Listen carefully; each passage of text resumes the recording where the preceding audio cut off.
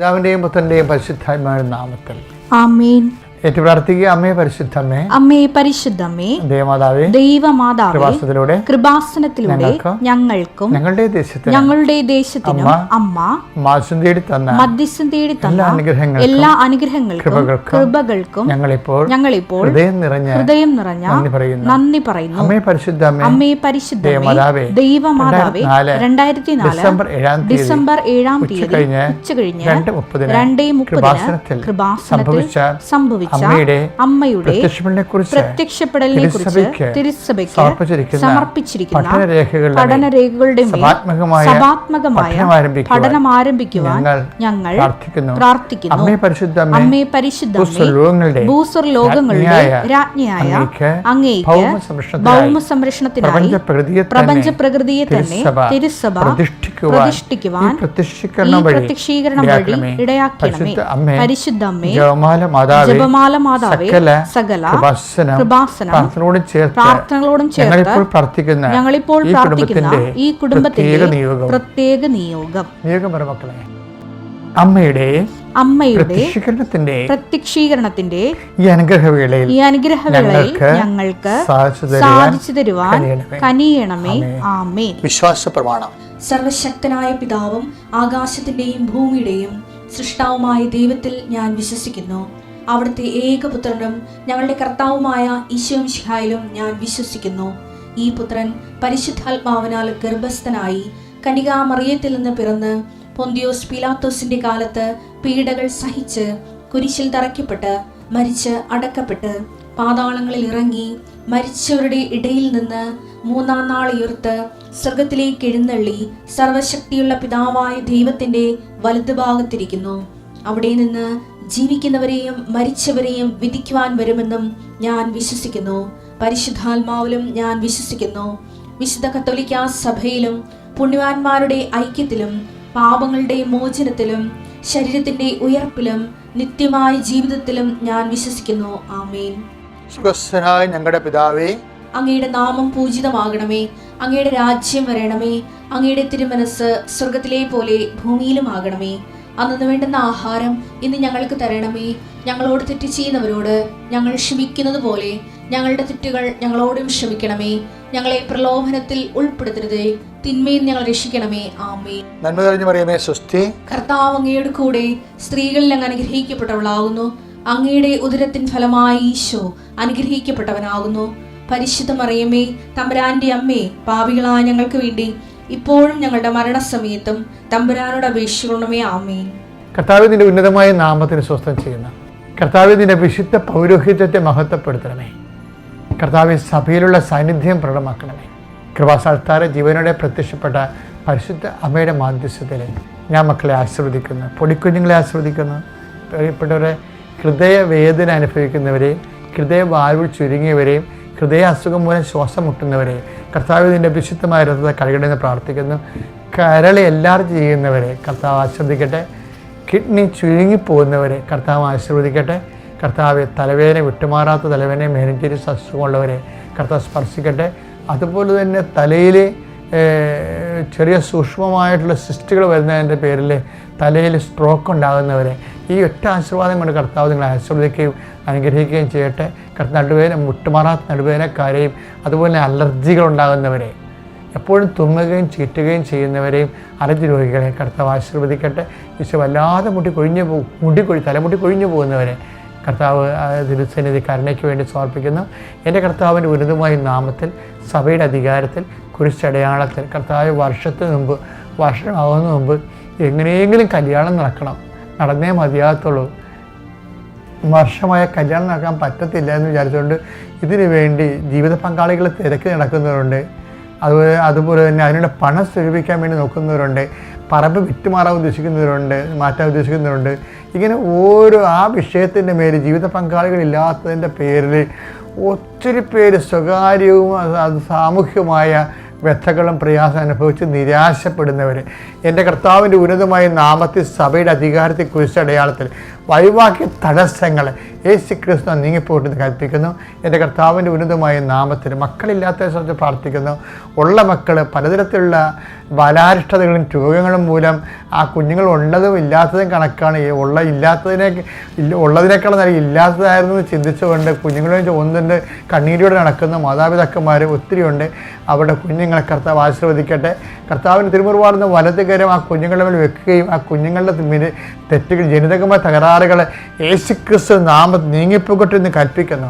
കർത്താവിൻ്റെ ഉന്നതമായ നാമത്തെ കർത്താവ് ചിട്ടികൾ, ബാങ്ക് അക്കൗണ്ടുകൾ, അതുപോലെ സാമ്പത്തിക കുടുക്ക വാങ്ങലുകൾ, അതിങ്ങനെയുള്ള ഓരോ കാര്യങ്ങളിൽ ചെന്നിട്ട് അവസാനം വലിയ വഴക്കും കോലാഹലങ്ങളൊക്കെ ആയിട്ട് കഴിഞ്ഞ് പൈസയും നഷ്ടപ്പെട്ട് വീട്ടുകാരും കുറ്റപ്പെടുത്തി നാട്ടുകാരും കുറ്റപ്പെടുത്തി ഇങ്ങനെ തലതിരിഞ്ഞതുപോലെ ഇങ്ങനെ കറങ്ങി നടക്കുന്ന ആരോട് ഇങ്ങനെ ഓരോരോ സങ്കടങ്ങൾ സഹിക്കാൻ പാലാത്ത, ആര് രക്ഷിക്കുമോ ആര് സഹായിക്കുമെന്ന് അറിയാൻ പാലാത്ത വേദന കൊണ്ട് നടക്കുന്നവർ ഈ നിമിഷം കർത്താവ് നാമത്തെ ആശിപ്പിക്കപ്പെടുകയും മാതാവിൻ്റെ മധ്യസ്ഥ നിങ്ങളെ ഏൽപ്പിക്കുകയും നിങ്ങൾക്ക് സാക്ഷ്യം പറയാൻ സഹായിക്കുകയും ചെയ്യട്ടെ. കർത്താവ് യാത്ര ചെയ്യുന്നവർ, യാത്ര കുരുങ്ങുന്നവർ, യാത്രയ്ക്ക് തിരിച്ച് നാട്ടിലേക്ക് യാത്ര ചെയ്യുന്നവർ എല്ലാവരെയും അവരുടെ ആവശ്യങ്ങൾ, അവരുടെ ഉദ്ദേശങ്ങൾ, അവരുടെ ജീവിത ലക്ഷ്യങ്ങൾ, യാത്രാ ലക്ഷ്യങ്ങൾ യേശു ക്രിസ്തു നാമത്തെ ആശീർവദിക്കപ്പെടട്ടെ. എൻ്റെ കർത്താവിന് ഉന്നതമായ നാമത്തിൽ പുതിയ അഡ്മിഷന് വേണ്ടിയും പുതിയ റിസൾട്ടുകൾ പ്രതീക്ഷിക്കുന്നവർ, ഫലങ്ങൾ പ്രതീക്ഷിക്കുന്നവരും, അതുപോലെ തന്നെ പുതിയ അഡ്മിഷന് വേണ്ടി ശ്രമിക്കുന്നവരും, അതിൻ്റെ മേഖലകൾ അനുഭവിക്കുന്ന സാങ്കേതികവും പണപരമായ തടസ്സങ്ങൾ, അതിൻ്റെ യോഗ്യതാപരമായ തടസ്സങ്ങൾ യേശു ക്രിസ്തു നാമം നീങ്ങിപ്പോകട്ടെ. കർത്താവ് നിങ്ങളോട് not by merit but by ഗ്രേസിൽ, നിങ്ങളുടെ കഴിവ് കൊണ്ടല്ല കർത്താവിൻ്റെ കൃപ കൊണ്ടെന്ന രീതിയിൽ നിങ്ങളുടെ മേൽ ദൈവകരുണ തോന്നണമേ. പിതാവിൻ്റെയും പുത്രൻ്റെയും പരിശുദ്ധാത്മാവിൻ്റെ നാമത്തിൽ ആമേൻ. നമ്മൾ ഇന്നലെ കണ്ടത് എന്താണെന്നറിയാമോ? അതായത് പ്രവൃത്തികൾ കൂടാതെ ഉള്ള വിശ്വാസം നിർജ്ജീവമാണെന്നാണ് കണ്ടത്. അതിനെതിരായിട്ടുള്ള അപ്പോസ്തലിക പാരമ്പര്യമാണ് നമ്മൾ യാക്കോബ് 2:16 2:17 കാണുന്നത്. എന്ന് വെച്ച് കഴിഞ്ഞാൽ യാക്കോബ് ഈ കാര്യത്തിൽ കോംപ്രമൈസ് ഇല്ല. ഈശോയുടെ സമ്പൂർണമായ പഠനങ്ങൾ, യഹൂദ പഠനം മാത്രമാണ് ആദ്യം ഈ പൗലോസിനുണ്ടായിരുന്നത്. അതുകൊണ്ടാണ് എബ്രാഹത്തിൻ്റെ വിശ്വാസത്തിൽ അയാൾ അദ്ദേഹം നീതീകരിക്കപ്പെട്ടു എന്നൊക്കെ പറഞ്ഞുകൊണ്ട് രക്ഷയുടെ വലിയൊരു കാര്യം വിശ്വാസമാണെന്ന രീതിയിൽ ആ യഹൂദ പാരമ്പര്യം അനുസരിച്ചുകൊണ്ട് പറഞ്ഞതാണ്. പക്ഷേ ക്രിസ്ത്യ പാരമ്പര്യം ക്രിസ്തുവിൽ നിന്ന് ലഭിച്ചത് പൗലോസിനല്ല കിട്ടിയത്, അത് യാക്കോബിനാണ് കിട്ടിയത്. യാക്കോബ് കൂടെ ഉണ്ടായിരുന്നു. അതുകൊണ്ട് യാക്കോബ് പറഞ്ഞു, നല്ല സമരിയാക്കാരൻ്റെ കഥ പറഞ്ഞ കർത്താവ് ഇവൻ്റെ കാര്യത്തിൽ സത്ത വേണമെന്ന് പറഞ്ഞപ്പോൾ വിശ്വാസം കൊണ്ട് മാത്രം ശരിയാകത്തില്ല, സജീവ വിശ്വാസത്തിന് പ്രവൃത്തികൾ വേണമെന്ന് പറഞ്ഞു. റോമ 4:3 അബ്രഹാം ദൈവത്തിൽ വിശ്വസിച്ചു, അത് അവന് നീതിയായി പരിഗണിക്കപ്പെട്ടു. അപ്പം ഈ ഒരു നിലപാടാണ്. കാര്യം നമുക്ക് കൈമുടക്കൊന്നും ഇല്ല, കൈ നനയാതെ രക്ഷ അടിച്ചു മാറ്റാം, ഒന്ന് വിശ്വസിച്ച് കൊടുത്താൽ മതി എന്നുള്ള ഒരു കേവലമായിട്ടുള്ള അതിന് യാക്കോബിൻ്റെ സമയത്ത് വരുമ്പോൾ യാക്കോബ് പറയും അത് വിശ്വാസമല്ല, ഈ വിശ്വാസം പോലും രക്ഷ കിട്ടത്തില്ലെന്നുമല്ല. ഈശോ പറഞ്ഞത് എന്താണ്? ഞാൻ വന്നിരിക്കുന്നത് അവർക്ക് ജീവൻ ഉണ്ടായിരിക്കാൻ വേണ്ടിയാണെന്നല്ല, അത് സമർത്ഥമാകാൻ വേണ്ടിയാണ്. യോഹന്നാൻ 10:10 ഞാൻ വന്നിരിക്കുന്നത് അവർക്ക് ജീവൻ ഉണ്ടാകാനും അത് സമൃദ്ധമായി ഉണ്ടാകാനുമാണ്. അതെ, അപ്പൊ ജീവൻ സമൃദ്ധി വരണത് പ്രവൃത്തികളിലൂടെയാണെന്നാണ് യാക്കോബ് പറയണത്. മറ്റത് രക്ഷ പ്രാപിക്കാം, പക്ഷേ ആ രക്ഷയുടെ സമൃദ്ധിയില്ലേ. കർത്താവ് എന്തിനാണ് വന്നത്? നമുക്ക് കേവലമായ നോമിനൽ മെമ്പറാക്കാൻ വേണ്ടി, സ്വർഗരാജ്യത്തിൻ്റെ നോമിനൽ മെമ്പറാക്കാൻ വേണ്ടി വന്നതല്ല, ഇഫക്റ്റീവ് മെമ്പറായിട്ട് വേണം. 5:6 എടുത്തേ. എന്തെന്നാൽ യേശുക്രിസ്തുവിൽ വിശ്വസിക്കുന്നവർക്ക് പരിച്ഛേദനമോ അപരിച്ഛേദനമോ കാര്യമല്ല. അങ്ങനെ ആചാരവട്ടങ്ങള് കാര്യമല്ല. സ്നേഹത്തിലൂടെ പ്രവർത്തന നിരതമായ വിശ്വാസമാണ് സുപ്രധാനം. പ്രവൃത്തിയിലേക്ക് വരുന്നുണ്ട്.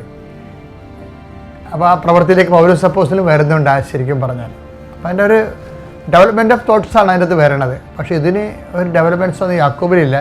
യാക്കോബ് ഡയറക്റ്റായിട്ട് കാര്യങ്ങൾ പറയുകയാണ്. കർത്താവിൻ്റെ കൂടെ സഞ്ചരിച്ച ആളാണ് യാക്കോബ്. അപ്പോൾ യാക്കോബിനറിയാം ഇത് കേവല വിശ്വാസ പ്രഖ്യാപനം കൊണ്ട് രക്ഷ അടിച്ചു മാറ്റാൻ പറ്റത്തില്ല, കൈ തന്നെ പിടിക്കാൻ പറ്റത്തില്ല, അത് നല്ല കോസ്റ്റ്ലിയാണ്. അപ്പോൾ ക്രിസ്തുവാണ് തൻ്റെ പീഡാനുഭവത്തെ നേടിയതാണ്. അതുകൊണ്ട് തന്നെ നമ്മൾ അതിൻ്റെ അകത്ത് പേയ്മെൻ്റ് ഉള്ളതാണ്. അതുകൊണ്ട് നമ്മളത് പ്രവർത്തിച്ച് കാണിക്കുക എന്ന് പറയണം.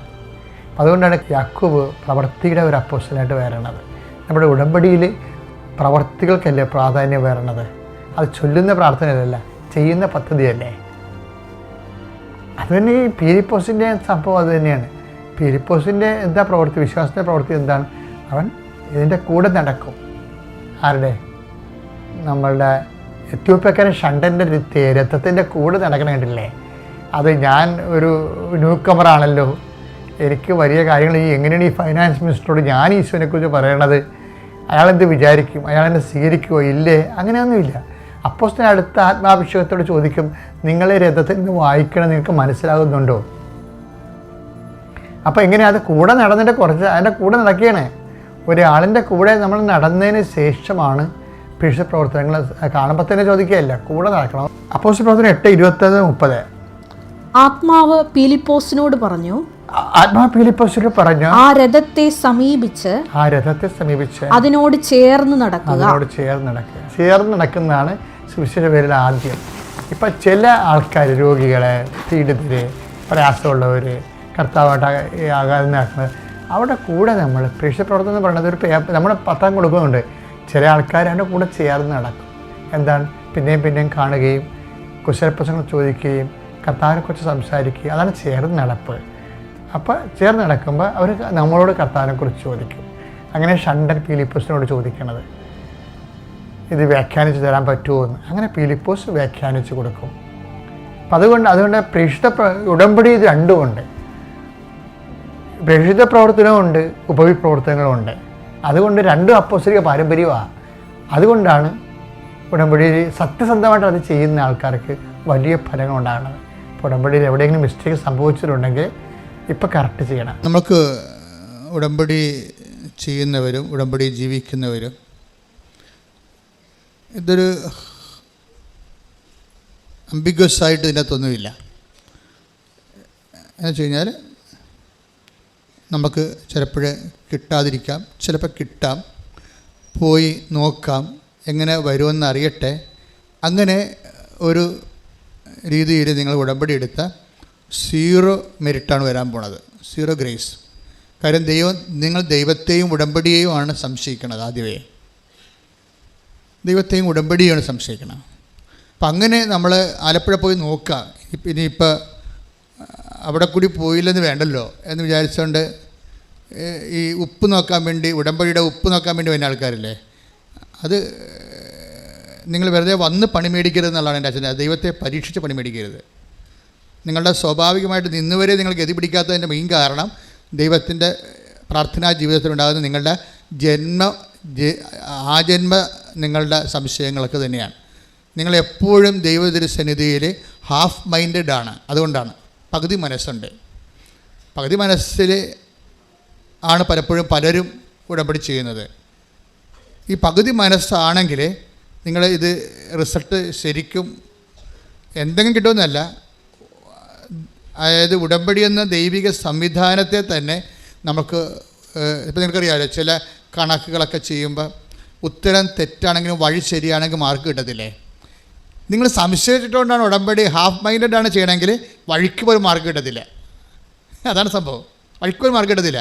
അപ്പം അതുകൊണ്ട് അപ്പം നിങ്ങൾ ഞങ്ങൾ സംശയിക്കാതെയാണ് ചെയ്യണത്, ഞങ്ങൾ അങ്ങനെ വിശ്വാസമില്ലെങ്കിൽ പിന്നെ ഇവിടം വരെ വരുമായിരുന്ന അത് ഓക്കെ, വന്നു എന്ന് പറഞ്ഞുകൊണ്ട് ഒരു പ്രയോജനമില്ല.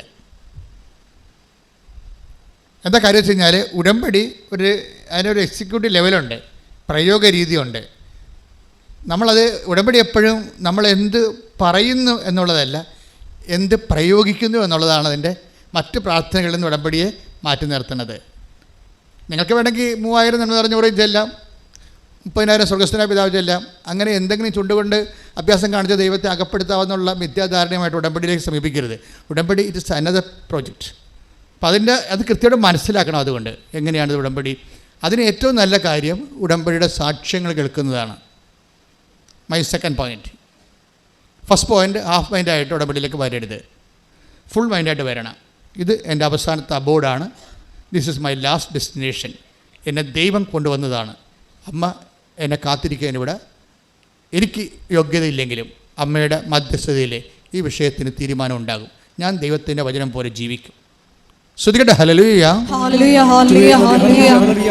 ആരാധന. ഹല്ലേലൂയ, ഹല്ലേലൂയ. അവൻ പറയുന്നത് പോലെ ചെയ്തുകൊണ്ട് ഞങ്ങളുടെ ജീവിതത്തെ പുനഃക്രമീകരിക്കുവാൻ പരിശുദ്ധ പരമദിവ്യകാരുണ്യത്തിന് നേരവും ആരാധനയും സ്തുതിയും പുകഴ്ചയും ഉണ്ടായിരിക്കട്ടെ. അപ്പോൾ സെക്കൻഡ് പോയിന്റ് എന്താണ്? സെക്കൻഡ് പോയിന്റ് സാക്ഷ്യങ്ങൾ കേൾക്കുക. എപ്പോഴും നമ്മൾ ശ്രദ്ധിക്കേണ്ട കാര്യം, നിങ്ങൾ ഇതൊന്ന് ശരിയാകട്ടെ, ഞാനൊന്ന് സെറ്റാകട്ടെ, എന്നിട്ട് ഞാൻ ഉടമ്പടിയിൽ ഫുള്ളായിട്ട് ഇൻവെസ്റ്റ് ചെയ്യാമെന്ന് നിങ്ങൾ പറയും. നിങ്ങളൊന്ന് സെറ്റാകട്ടെ, എനിക്കിന്ന് വീട്ടിൽ 2-3 വിരുന്നുകാരൊക്കെ ഉണ്ട്, അവരൊക്കെ ഒന്ന് പോട്ടെ, സ്വസ്ഥമായിട്ട് എന്നിട്ട് ഉടമ്പടി ചെയ്യാമെന്ന് പറയും. നിങ്ങൾ സെറ്റാകാൻ തീരുമാനിച്ചാൽ ഈ ഉടമ്പടി ഇപ്പം തന്നെ പൊട്ടും.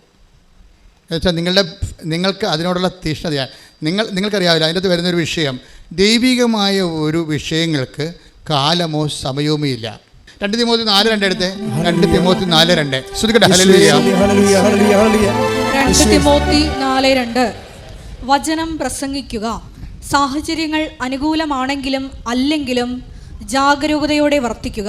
എന്ന് പറഞ്ഞേ, വചനം പ്രഘോഷിക്കുക, സാഹചര്യങ്ങൾ അനുകൂലമാണെങ്കിലും അല്ലെങ്കിലും. അപ്പം ദൈവത്തിൻ്റെ നടപടിക്രമത്തിൻ്റെ ഒരു മോഡ് ഓഫ് ആക്ഷൻ ഇങ്ങനെയാണ്. എന്ന് വെച്ച് കഴിഞ്ഞാൽ, നമ്മൾക്ക് നേരവും കാലവും ഒക്കട്ടെ എന്ന് പറഞ്ഞാൽ ഉടമ്പടി ഒക്കത്തില്ല. കാര്യം അത് നിങ്ങളുടെ തന്നെ വിശ്വാസക്കുറവിൻ്റെ ഒരു ബഹിഷ്പൂരണമാണ് സംഭവം. വീടൊന്ന് സെറ്റാകട്ടെ എന്ന് വിചാരിക്കണത്, ലൈഫ് ഒന്ന് സെറ്റാകട്ടെ, എന്നിട്ട് വേണം ആധ്യാത്മികമായ കാര്യങ്ങൾ ചിട്ടയായിട്ട് ചെയ്യാൻ. അങ്ങനെയല്ല. നിങ്ങൾ ഇന്ന് ഉടമ്പടി എടുത്താൽ, കാര്യം എന്താ പ്രോബ്ലം എന്ന് വെച്ച് കഴിഞ്ഞാൽ, ഇതിൻ്റെ വരാൻ പോകുന്ന ഒരു അക്കിടിയുണ്ട്. അക്കിടി എന്ന് വെച്ചിട്ടുള്ളത്, അത് നമ്മളെ മിക്കവാറും ഒരു 60% പേരും വീഴുന്ന ഒരു ചതിക്കുഴിയാണ്. എന്ന് വെച്ചാൽ, നിങ്ങൾ ഉടമ്പടി എടുക്കുമ്പോൾ തന്നെ റിസൾട്ടാവും. എന്താ റിസൾട്ട് എന്ന് പറയുന്നത്? ദൈവത്തിനറിയാം നിങ്ങൾ ഈ ഉടമ്പടി ഉഴപ്പുമോ ഇല്ലയോ എന്ന്. അതാണ് വിഷയം. നിങ്ങൾ ഈ ഉടമ്പടി നിങ്ങൾക്കറിയത്തില്ല. നിങ്ങളിതെല്ലാം നല്ലവണ്ണം ചെയ്യാം എന്ന് പറഞ്ഞ് ഒരു ആഗ്രഹമേ ഉള്ളൂ ശരിക്കും പറഞ്ഞാൽ. പക്ഷേ ദൈവത്തിനറിയാം ഈ സംഭവം 10-20 ദിവസം കഴിയുമ്പോൾ ഇത് മിക്കവാറും ഈ പയറിന് മുഞ്ഞ പിടിക്കണ പോലെ നിങ്ങളുടെ ഉടമ്പടിക്ക് മുഞ്ഞ പിടിക്കുമെന്നും പിന്നെ ഉടമ്പടി എടുത്താടുമ്പോൾ നിങ്ങൾ മറന്നു പോകുന്നതൊക്കെ ദൈവത്തിനറിയാം. അഭ്യാസക്കാരെ കൃത്യമായിട്ട് ദൈവത്തിനറിയാം. അതുകൊണ്ട് ആ കാശും പോയി, വേണമെങ്കിൽ ഓഫീസിൽ പോയി കാശും എടുത്ത് തിരിച്ചു പോയേക്കണം, 10,000 കാശൊക്കെ. ഈ അഭ്യാസക്കാർ ഉടമ്പടി എടുത്തിട്ട് കാര്യമില്ല. കാരണം നിങ്ങൾ ദൈവത്തിനെയാണ് പരീക്ഷിക്കണത്. എവിടെയാണ് വന്നത് നിങ്ങൾക്കൊരു ബോധമില്ല. എല്ലായിടത്തും പോണ പോലെ വന്ന് കയറിയിരിക്കുകയാണ്. അമ്മമാതാവ് ജീവനോടെ പ്രത്യക്ഷപ്പെട്ടൊരു ഇടത്തിൽ നിൻ്റെ കണ്ണീരിൻ്റെ കാലത്ത് ദൈവത്തിൻ്റെ കാരുണ്യമാണ് നിന്നെ തിരിച്ചു പിടിച്ചിരിക്കുന്നത്. സ്തുതിക്കട്ടെ. ഹല്ലേലൂയ. ഹല്ലേലൂയ. ഹല്ലേലൂയ. ഹല്ലേലൂയ. അവസാനം എന്താണ് അച്ഛൻ പറഞ്ഞത്? ഈ കണ്ണീരിൻ്റെ കാലത്ത് ദൈവത്തിൻ്റെ കാരുണ്യമാണ് നിന്നെ തിരിച്ചു വിളിപ്പിച്ചിരിക്കുന്നത്. അപ്പോൾ ഉടമ്പടി എന്ന് പറയുമ്പോൾ നിങ്ങൾ എല്ലാ പ്രാർത്ഥനയ്ക്കും പോകുന്നവരെ, കുടുംബസാരത്തിൽ കുർബാന ഉള്ളവരാണ്, കുടുംബദ്വാസ ജീവിതം ഉള്ളവരാണെന്ന് പറഞ്ഞൊരു കാര്യമില്ല. ഇതെല്ലാം ഉണ്ടെങ്കിലും നമുക്ക് ദൈവത്തിൽ നിന്ന് അകന്ന് ജീവിക്കാൻ പറ്റും. ഇത് ഭയങ്കര സംഭവമാണ്. കുടുംബ പ്രാർത്ഥനയൊക്കെ ഉണ്ടാകും, നിങ്ങൾ ഡെയിലി കമ്മ്യൂണിക്കേറ്റഡ് ആയിരിക്കും. ഇങ്ങനെയൊക്കെ ആചാരവട്ടങ്ങളും ചിറ്റവട്ടങ്ങളൊക്കെ നിങ്ങൾ ചെയ്താലും ബൈ പേഴ്സൺ നിങ്ങൾ ദൈവത്തിൽ നിന്ന് അകലെയായിരിക്കും. അതുകൊണ്ടാണ് ഇപ്പോൾ ഈശോ ഇങ്ങനെ പറഞ്ഞത്, ദൈവത്തിൻ്റെ കാരുണ്യമാണ് നിങ്ങളെ തിരിച്ചു വിളിപ്പിച്ചിരിക്കുന്നത്. പറഞ്ഞേ, ദൈവത്തിൻ്റെ എന്നെ തിരിച്ചു വിളിച്ചിരിക്കുന്ന ദൈവത്തിൻ്റെ കാരുണ്യമേ, ദിവ്യകാരുണ്യമേ, അങ്ങേ ആരാധിക്കുകയും സ്തുതിക്കുകയും അങ്ങേക്ക് നന്ദി പറയുകയും ചെയ്യുന്നു. ഉടമ്പടി എപ്പോഴും നമുക്ക് ഓർക്കുക, അത് കാരുണ്യത്തിൻ്റെ പ്രാർത്ഥനയാണ്. ദൈവം ആരോട് കാരുണ്യം കാണിക്കുന്നത് വെച്ചാൽ നിൻ്റെ മെരിറ്റല്ല. അവിടെ നീ ഒരിക്കലും ഉടമ്പടി വന്നിട്ട് പറയും ഞങ്ങൾ പ്രഖ്യാപിതമായിട്ടുള്ള പാരമ്പര്യ ക്രൈസ്തവരാണ്, ഞങ്ങൾ കാലാകാലങ്ങളായിട്ട് ദൈവമായിട്ട് ജീവിക്കുന്ന ഭക്തിയുള്ള വിശ്വാസമുള്ള സമൂഹമാണ്. പക്ഷേ once you come to the covenant it is out of mercy. നിങ്ങളത് ഇതൊക്കെ എല്ലാം ഉണ്ടെങ്കിലും നിങ്ങൾക്കിപ്പോൾ കവനൻ്റിലേക്ക് വരേണ്ട ഒരു അവസ്ഥ വന്നെങ്കിൽ അത് ഒരു ദൈവവിളി എന്നതിനേക്കാൾ ഉപരി ദൈവം നിങ്ങളുടെ കുടുംബത്തോട് കാണിക്കുന്ന കാരുണ്യമാണ്. ഉടമ്പടിയും കാരുണ്യമായിട്ടാണ് കണക്ട് ചെയ്തിരിക്കുന്നത്. അതായത് സങ്കീർത്തനം എടുത്ത്, സങ്കീർത്തനം 92:3 എടുത്ത്. ശ്രുതിക്കട്ടെ. ഹല്ലേലൂയ. ഹല്ലേലൂയ. ഹല്ലേലൂയ. യേശുവേ നന്ദി. ഹല്ലേലൂയ. ഹല്ലേലൂയ. ഹല്ലേലൂയ. ഹല്ലേലൂയ. ഹല്ലേലൂയ. യേശുവേ സ്തുതി. ഹല്ലേലൂയ. ഹല്ലേലൂയ. കിന്നരവും വീണയും മീട്ടിയും പ്രഭാതത്തിൽ അങ്ങയുടെ കരുണയെയും രാത്രിയിൽ അങ്ങയുടെ വിശ്വസ്തതയെയും ഉദ്ഘോഷിക്കുന്നത് എത്ര ഉചിതം. Praise Lord. പ്രഭാതത്തിൽ പകല് മനുഷ്യന് ദൈവം നമ്മോട് കാണിക്കുന്നത് കാരുണ്യമാണ്. പകല്. രാത്രി ദൈവം നമ്മോട് കാണിക്കുന്നത് വിശ്വസ്തതയാണ്. ഈ ഉടമ്പടി നമുക്ക് പകലും രാത്രിയും ഡാർക്ക് ആൻഡ് ലൈറ്റ് ഉണ്ട് ജീവിതത്തിൽ, അല്ലേ? ജീവിതത്തിൻ്റെ പകലിലെ പ്രകാശമുള്ളപ്പോൾ നമ്മളുടെ ദൈവം നമ്മോട് കാണിക്കണത് എന്താണ്? കാരുണ്യമാണ്. അപ്പോൾ കണ്ണ് കാണാം, കാര്യങ്ങളൊക്കെ എങ്ങനെ ചെയ്യണമെന്നൊക്കെ അറിയാം, ഏത് പരീക്ഷ എഴുതണം, ഏത് രാജ്യത്ത് പോകണമെന്നൊക്കെ നമുക്ക് കണ്ണ് കാണാം ശരിക്കും. അതാണ് പകലെന്ന് പറയുന്നത്. കാര്യങ്ങളെ കൃത്യമായിട്ട് നമുക്ക് ഐഡിയ ഉണ്ട്. അവിടെ ദൈവം നമ്മോട് ഐഡിയ നമുക്കുണ്ട്. ഏത് സബ്ജക്റ്റ് എടുക്കണം, ഇപ്പോഴേ റിസൾട്ട് വന്നിരിക്കണതാണ്, ഏത് സബ്ജക്റ്റ് എടുക്കണം, ഏത് കോഴ്സ് എടുക്കണം എന്നൊക്കെ നമുക്ക് ഐഡിയ ഉണ്ട്. അത് നമ്മുടെ പകലാണ്. ഐഡിയ നിങ്ങൾക്കുണ്ടെങ്കിലും നമുക്ക് വേണ്ടത് എന്താണ്? അത് നമ്മുടെ മെറിറ്റല്ല. നിങ്ങൾക്ക് ഇന്ന കോളേജിൽ പഠിക്കണം, ഇന്ന രാജ്യത്ത് പഠിക്കണം, ഇന്ന കോഴ്സ് ചെയ്യണം എന്നൊക്കെ നിങ്ങൾക്ക് ഐഡിയ ഉണ്ട്. അതാണ് പകലെന്ന് പറയുന്നത്. നിങ്ങൾക്ക് നിങ്ങളുടെ ജീവിതത്തിൽ എന്ത് ബിസിനസ് ചെയ്യണം, എവിടെ വീട് വെക്കണം, എവിടെ നിന്ന് ലോൺ കിട്ടും, ഇതിനെക്കുറിച്ചൊക്കെ നിങ്ങൾക്ക് already you have A idea. നിങ്ങളുടെ ലൈഫിനെക്കുറിച്ച് ഐഡിയ ഉണ്ടെങ്കിൽ സ്വാഭാവികമായും നിങ്ങളോർക്കും എനിക്കിതെല്ലാം ഐഡിയ ഉണ്ടല്ലോ, എനിക്ക് സിവിൽ പോയിൻറ്റ്സ് ആവശ്യത്തിനുണ്ട്, ബാങ്കിൽ നിന്ന് ലോൺ കിട്ടും, അല്ലെങ്കിൽ വിദ്യാഭ്യാസ ലോൺ കിട്ടും. You have an idea. ഈ ഐഡിയ ഉണ്ടെങ്കിൽ അതിനകത്ത് അത് പകലാണ്. നിനക്ക് വ്യക്തമായിട്ട് നിങ്ങൾ കാര്യങ്ങൾ നിങ്ങളുടെ ജീവിതത്തിൻ്റെ ഭാവി നിങ്ങൾക്ക് കാണാൻ പറ്റും. പക്ഷേ അങ്ങനെ കാണാൻ പറ്റുമ്പോൾ നിങ്ങളെ അലസരാകരുത്. കാണാൻ പറ്റിയാലും യു നീഡ്സ് മെഡിസി. അതാണ് കർത്താവ് പകല് കിന്നരവും വീണയും മീട്ടിയും പ്രഭാതത്തിൽ അങ്ങയുടെ കരുണയെയും രാത്രിയിൽ അങ്ങയുടെ വിശ്വസ്തതയെയും ഉദ്ഘോഷിക്കുന്നത് എത്ര ഉചിതം. അത് ഉചിതമായ, അതായത് നമ്മളുടെ ജീവിതത്തെക്കുറിച്ച് നമുക്ക് വ്യക്തതയെല്ലാം ഉണ്ട് എങ്കിലും ആവശ്യത്തിന് ആരോഗ്യമുണ്ട്, ആവശ്യത്തിന് സെറ്റപ്പ് ഉണ്ട്, അതുപോലെ തന്നെ ജീവിത രീതികളിലെല്ലാം നിങ്ങളെല്ലാം അറേഞ്ച്ഡാണ്. നിങ്ങൾക്ക് വ്യക്തത ഉണ്ടെങ്കിലും യു നീഡ്സ് മേഴ്സി. ഇവിടെയാണ് നമ്മൾ മുട്ടുകുത്തേണ്ടി വരുന്നത്. ഇപ്പോൾ ചില ആൾക്കാർ മുട്ടുകുത്തി കരഞ്ഞൊക്കെ പ്രാർത്ഥിക്കത്തില്ലേ, ചില ആൾക്കാർ കൈ കേട്ട് നിന്ന് പ്രാർത്ഥിക്കത്തില്ലേ. ഈ ഫിസിക്കൽ പോസ്റ്ററിന് ആ ഡിസ്പോസിഷന് നിങ്ങളുടെ ഫെയ്ത്ത് റീഡിങ്ങുമായിട്ട് ബന്ധമുണ്ട്. നിങ്ങളുടെ ഭാര്യയ്ക്ക് ക്യാൻസർ ലാസ്റ്റ് സ്റ്റേജ് ആണെങ്കിൽ നിങ്ങൾ മുട്ടയെന്ന് കർത്താവിനോട് പ്രാർത്ഥിക്കും, ഇല്ലേ? നിങ്ങളുടെ മകന് അത്തരം ഒരു അസുഖമൊന്നുമില്ല, പനിയാ വല്ലതുമാണെങ്കിൽ നിങ്ങൾ നിന്ന് മുട്ടയെന്ന് പ്രാർത്ഥിക്കും, ഇല്ലേ? വ്യത്യാസമുണ്ട്. എന്ന് വെച്ച് കഴിഞ്ഞാൽ ദൈവത്തിൻ്റെ തിരുസന്നിധിയിൽ നിങ്ങൾ അനുഭവിക്കുന്ന പ്രശ്നങ്ങൾക്ക് ആനുപാതികമായ ഫിസിക്കൽ ഡിസ്പോസിഷൻ കൊടുത്തു കഴിഞ്ഞാൽ അത് നെഗറ്റീവ് കൗണ്ടിങ് വരും. നിങ്ങളെന്താ ചെയ്യണമെന്ന് വെച്ച് കഴിഞ്ഞാൽ ഏത് സാഹചര്യത്തിലും എനിക്ക് വേണ്ടത് മേഴ്സിയാണ്. മനസ്സിലായ? ഏത് സാഹചര്യത്തിലും എനിക്ക് മെറിറ്റില്ല. പകലാണെങ്കിലും വ്യക്തമായിട്ട് ജീവിതം കാണാമെങ്കിലും ജീവിതത്തെക്കുറിച്ച് വ്യക്തത ഉണ്ടെങ്കിലും നമുക്കെന്ത് വേണം? മേഴ്സി വേണം. എന്ത് വേണം? കരുണ വേണം. അപ്പോൾ എന്ത് ചെയ്യണം? കരുണയുടെ ഡിസ്പോസിഷൻസാണ് നമുക്ക് വേണ്ടത്. ഇങ്ങനെ ഉള്ള ആൾ നിന്ന് കൈ കെട്ടി നിൽക്കുന്ന ആളിന് വല്ല കരുണയും കിട്ടുക? കിട്ടത്തില്ല. എന്തായാലും കണ്ടൻറ്റഡ് ആണെന്ന് ദൈവത്തിന് അറിയാം. He's contented. ദൈവത്തിന് വേണമെങ്കിൽ എന്നെ ഒന്ന് അനുഗ്രഹിച്ചോ എന്ന് പറഞ്ഞ് നിൽക്കുന്ന ആൾക്കാരല്ലേ. കാര്യം എനിക്കറിയാം എൻ്റെ വിഷയം സെറ്റ് ചെയ്യാൻ, എനിക്കറിയാം എവിടെ പോകണമെന്നുള്ളത്. പക്ഷേ ബൈബിൾ പറയണത് ഇങ്ങനെയുള്ള പേഴ്സണലായിട്ട് ഓക്കെ ആണെങ്കിലും you needs grace, you needs Mercy.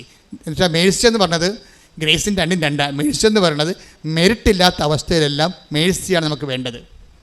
If you have no merit you needs mercy. നിങ്ങൾക്ക് യോഗ്യതയില്ലെങ്കിൽ നിങ്ങൾക്ക് എന്താ വേണ്ടത്? കരുണയാണ് വേണ്ടത്. അപ്പോൾ പകലിന് പോലും ജീവിതം വ്യക്തമായിട്ട് കാണാമെങ്കിൽ പോലും ദൈവത്തിൻ്റെ കരുണയാണ് വേണ്ടതെന്നുണ്ടെങ്കിൽ ആ എല്ലാ വിഷയങ്ങളും ഉടമ്പടി തന്നിരിക്കുന്ന എല്ലാ ഹോംവർക്കുകളും കരുണയുടെ ഡിസ്പോസിഷനിലാണ് ചെയ്യേണ്ടത്. മനസ്സിലായില്ലേ?